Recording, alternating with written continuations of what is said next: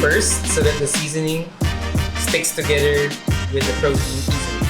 Add some salt, add some garlic powder. So these are basil leaves. And add some black pepper. And some paprika. And thyme.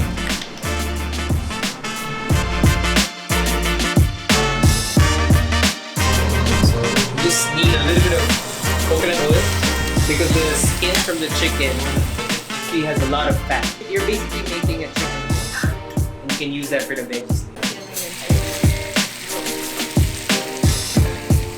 For about 10 minutes, we can check it out. Let's see. Let's open it.